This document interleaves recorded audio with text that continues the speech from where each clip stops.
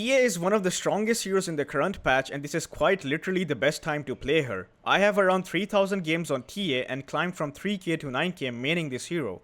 I know top 10 tips or whatever are usually clickbait videos, but trust me guys, the tips I'm going to give you will change the way you think about the hero and ascend you to the next level as a TA player.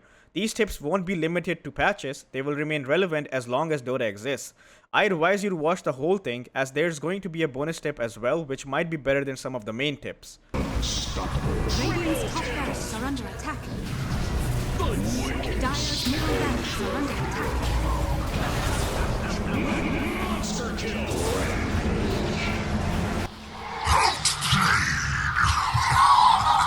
Outplayed. Record your epic moments with ease and share them in stunning quality. Customize your recordings, show off your outplays, and cut off your clip just when you're about to die. With a ton of supported games, even I use Outplayed to record my clips. Outplayed. Record like a pro, and the best part, it's completely free.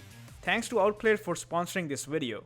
The first tip is the Psi Blades Movement. One of the hardest things about TA is landing Psi Blades consistently. It is purely mechanical and requires a lot of practice, but with the tip I'm about to tell you, this process will become much easier as you'll know how exactly they work, and then you can use that to your advantage.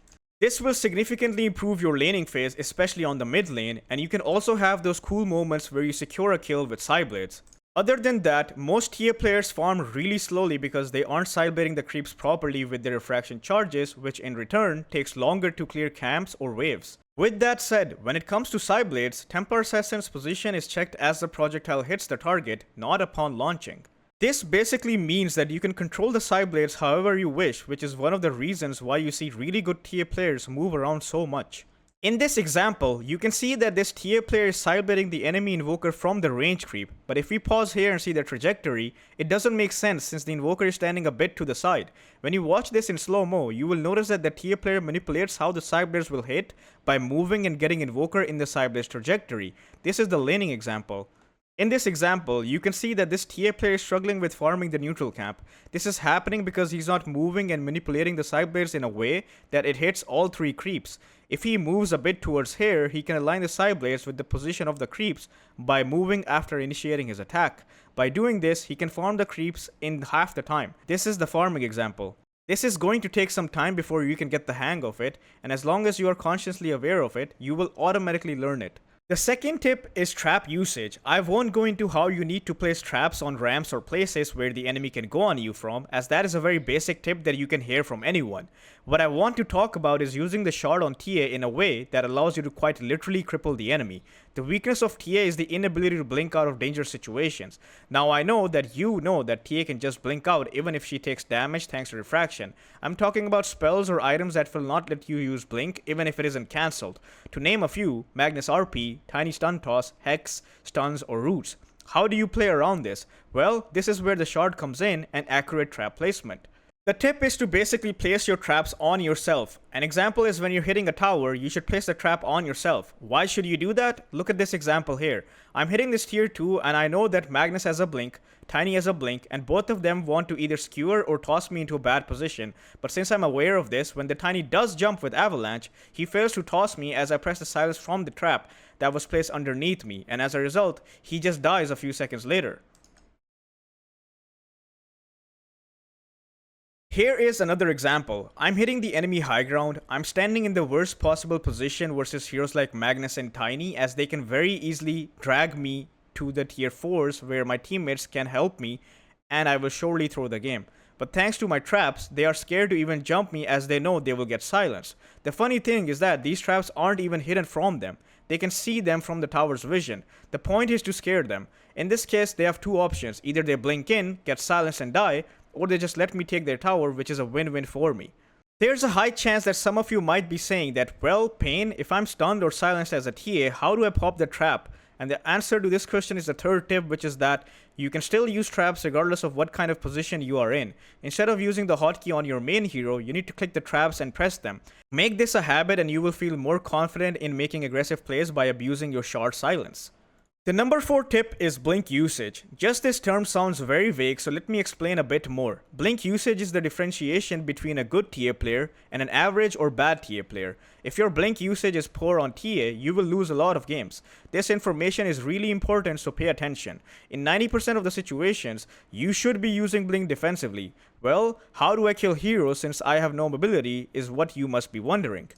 TA with Dragonlance, 4 points in Psi Blades, and level 15 talent has an insane amount of range. You need to use that range to the limits instead of blinking in situations where you can very easily reach the enemy. You can keep right-clicking the enemy with that range and use your blink to get out when the enemy reacts to you doing that. But if you blink in, you no longer have that option. The only time you should be blinking in to kill a hero is if you know that you have a very small window to kill the enemy, after which it won't be possible. For example, if your teammate has a Storm Spirit stunned or if he's silenced by your traps, walking to him or right-clicking him might take some more time and he will eventually zip out. So instead, you need to blink on him and finish him off. Anti-mage is similar. You see the pattern. Heroes that have mobility to get away is usually where you need to use blink to finish them off. For heroes that have no way to get out other than just walking away, you should run at them with your slows and chase them down. Here's an example.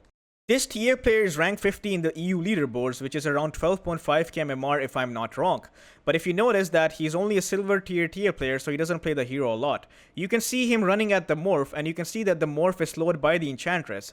Now TA can quite literally just run at him and not waste her blink, but what he does is that he blinks on him and then morph waveforms out, and as a result, now TA is in a bad position which the enemy takes an advantage of and end up killing her. Now imagine if this TA player didn't use blink like this and judged the situation a bit better and relied on his insanely long attack range. Here's another example. TA sees Pudge in her vision and would like to kill him. She has haste, traps, and blink.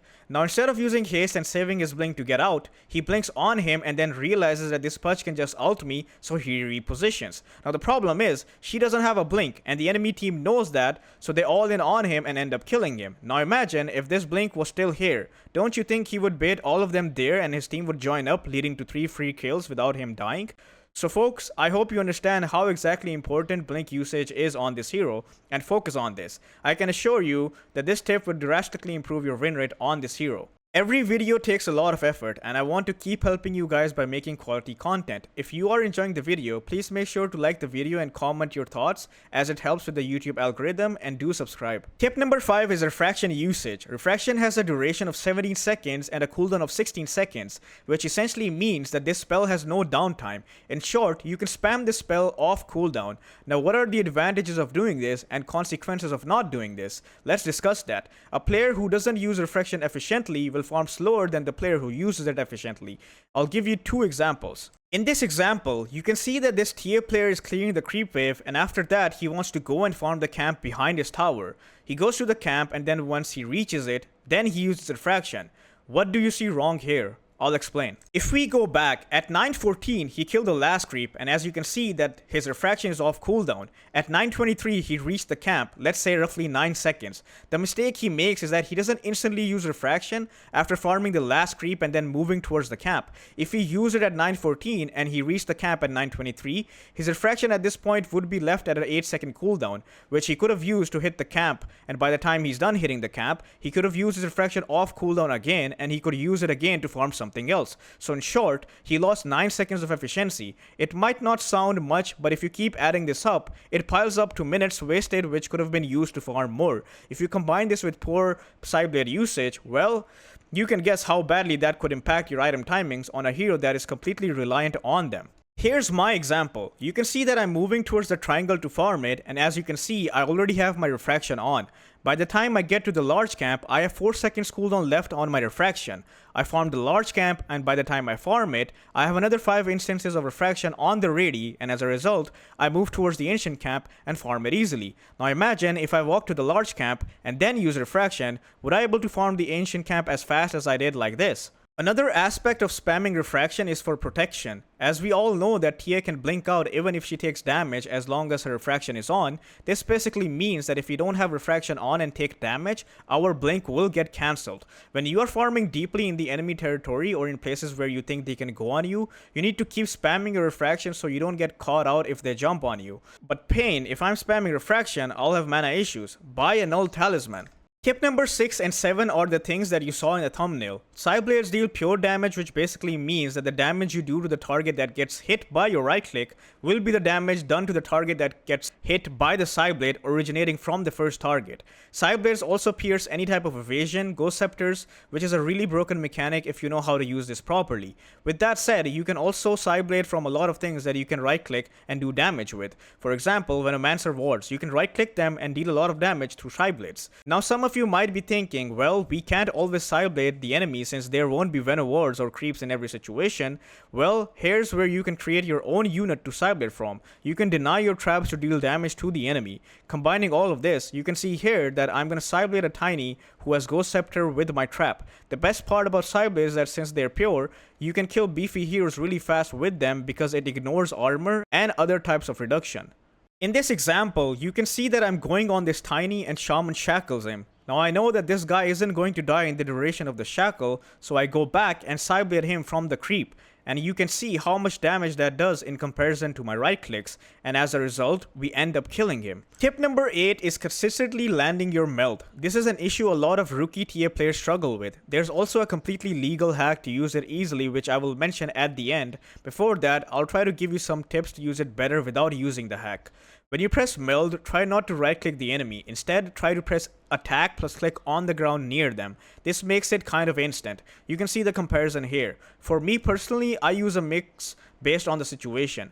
The other thing is to understand how much range do you have, as meld range is the same as your attack range. This means actively hovering over your range and understanding that at what Psi Blade level do I have what range and without Dragonlance. Now let's talk about the hack that makes this much easier. In 7.36, Valve introduced a new feature in Dota Labs called Persistent Range Indicators. Basically, if you press Alt plus right click on your ability or item, you will constantly see the range of that thing around you. This can be used on attack range as well. You can Alt plus right click your range and then you can land meld easily. This is a really good feature and makes it much easier, so feel free to use it. Tip number 9 is Meld Stacking. Meld can be stacked as many times as you like, and you should take advantage of this. You won't be using this on enemies that often, actually quite rarely, but you can use it every game on Roshan.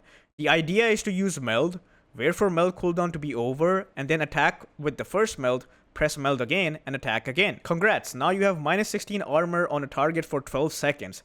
Additional tip, if you have a Coddle in your team, ask him to give you chakra magic after the second meld so you can use a third one. You can also use this on enemies if you are able to read their movement. You watch them and predict where they will go and hide with meld in the same path as you think they will move in, and once they are closer, you do the deed and secure yourself a juicy and satisfying kill. Gosh, this hero really is quite satisfying with all these mechanics. Tip number 10 is using Hurricane Pike properly. I'm gonna keep this short so that we can move on to the bonus tip that I personally think is really good. Everyone knows that when you press Hurricane Pike on an enemy, you can land 5 attacks on them without range restrictions and also have an additional 100 attack speed.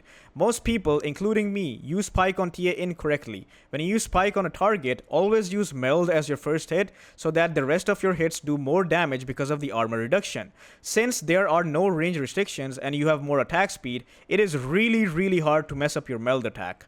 Now coming to the bonus tip, which might just be broken. I don't know when this changed, but previously, traps needed to deal damage to aggro creeps or neutrals. This meant that you had to wait for them to charge up and then press them to stack creeps. But now they can aggro creeps without dealing damage, which means you can use them instantly. This means that I can stack camps that are not near me. I can use it to pull camps when I'm not in range. This honestly sounds really strong to me, and I use this in every game to stack creeps or to pull. There is one drawback of this. If you use traps on a Nyx and he presses Carapace, you will get stunned even if the traps don't deal any damage, but I think the trade-off is definitely worth it.